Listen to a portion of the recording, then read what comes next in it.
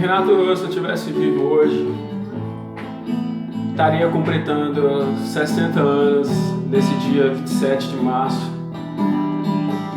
Um músico, um poeta, um escritor que nos presenteou com canções que acalentavam a alma.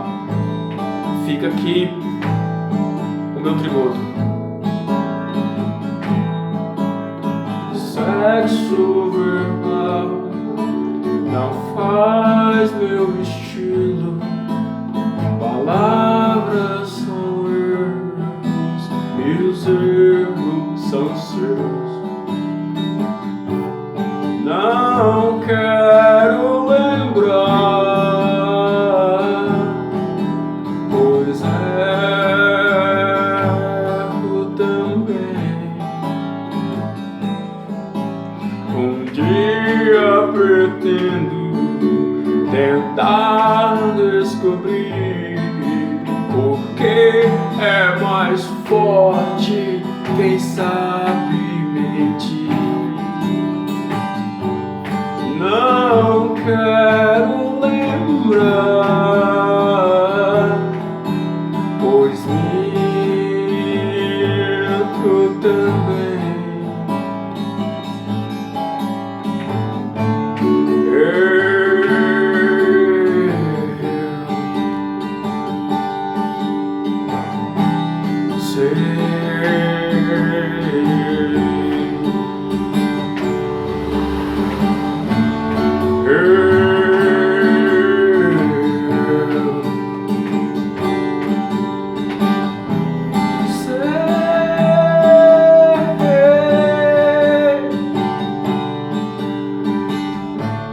Fecha a porta do teu quarto, porque se toca o telefone, pode ser alguém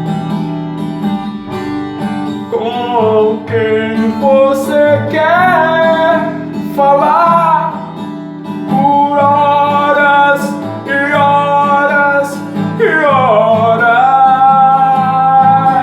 Mas não vá agora, eu quero honras e promessas, lembranças e histórias.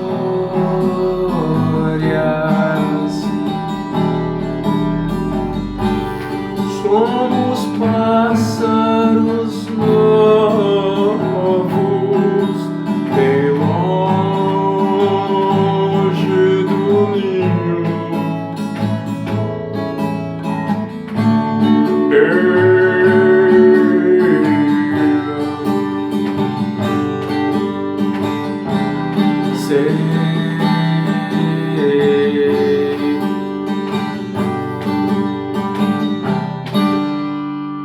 Raul, Renato, Humberto Gessinger, Cássia Eller, Elis Regina, Pitty, Zé Ramalho,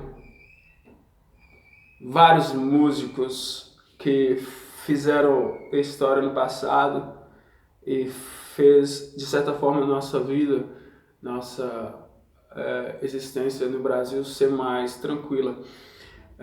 Renato tinha no seu panteão, na sua estrutura, na sua biblioteca, grande conhecimento, grande cultura, grande saber, ao qual ele compartilhava para nós pela música. Foi um compositor acima da média, um dos melhores que existem, um cara que, como muitos gostam de dizer, ele vivia com um olhar à frente até mesmo do próprio tempo, um cara que era muito incisivo em questionar a politicagem no Brasil e que mostrava muito claro como há muitas diferenças no Brasil impostas, induzidas pelo governo, e como o Estado brasileiro sempre teve esse relacionamento com o povo um pouco distante.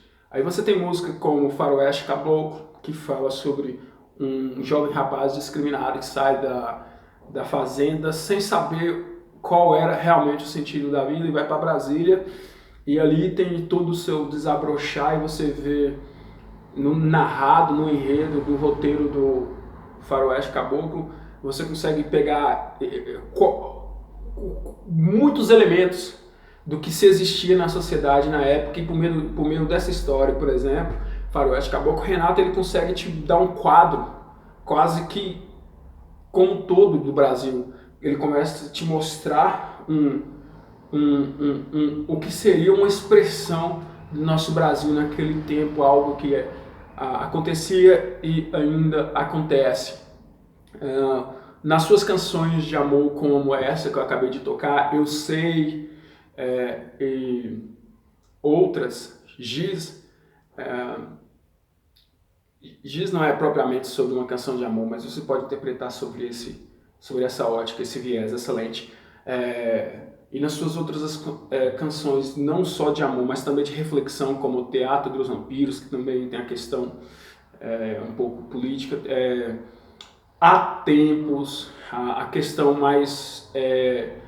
quando ele canta Pais e Filhos, que é descrevendo as dificuldades humanas que levam uma pessoa a cometer um suicídio. Ela descreve perfeitamente os estados de espírito de pessoas de vários lugares da nossa sociedade, várias camadas. Aqueles que moram na rua, eu moro na rua, não tenho ninguém, eu moro em qualquer lugar, eu moro com meus pais, eu já morei em tantas casas, que nem me lembro mais, que é aquele que aluga aqui hoje, outro dia está em outro lugar, outro dia está em outro. E também, no começo da música tem a moça que se joga do apartamento, da janela do 5º andar, e nada é fácil de se entender. Estátuas e cofres, o que dá a entender que era uma pessoa muito bem colocada na sociedade. E o que eu estou querendo dizer com todo esse preâmbulo e tudo isso que eu disse, que Renato ele era um poeta, um grande escritor e um compositor muito eficaz no que fazia, porque ele conseguia dialogar com todos, sabe? Ele conseguia colocar a música e fazer você refletir, independente de onde você vinha do Brasil, independente de que lugar você pertencia, independente de qual grupo você fazia parte. As músicas dele, o que eu estou querendo dizer, elas são mais ecléticas nesse sentido de alcançar mais pessoas, sabe? Isso é uma característica que pouquíssimos compositores têm. Os saudosistas que falam que essa época de música no Brasil era magnífica, justamente apoiam a tese, justamente nesse brilhantismo que os compositores dos anos 80, 90, antes tinham, essa capacidade, esse discurso mais inclusivista, ao qual ele consegue falar com mais pessoas, no sentido que eu crio uma música aqui que na primeira estrofe, no refrão e na conclusão dela, eu vou conseguir tocar mais pessoas.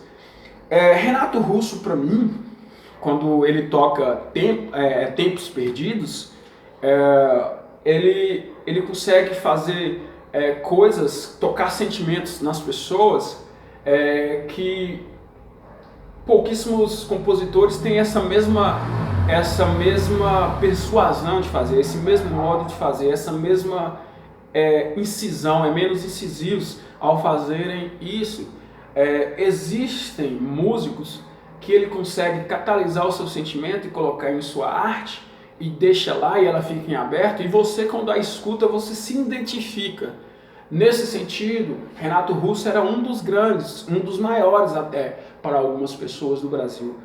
Eu tinha um CD do Legião Urbana que tinha 20 faixas, e era um CD ao qual, quando eu era muito jovem, que eu escutava, e eu tinha sensações maravilhosas e sentia sabores de lugares que eu nunca fui, sentia a atmosfera de lugares onde eu nunca pisei, sabores de outrora eu ainda não tinha passado. Eu envelheci, hoje eu escuto as mesmas músicas e continuo fazendo uma nova viagem, mesmo tendo passado por mais experiência do que quando eu era garoto. Nesse preâmbulo todo, o que eu estou querendo dizer é simplesmente que Renato Russo era foda, neguinho. Renato Russo era um compositor muito foda mesmo, que viveu com um olhar lá na frente, com um olhar mais apto a decodificar os sentimentos e colocar na sua música. E isso você tem que tirar o chapéu. Ó, 3 palavras para vocês. I love you. Comente, se inscreva, faça o caralho que vocês quiserem. Só não saiam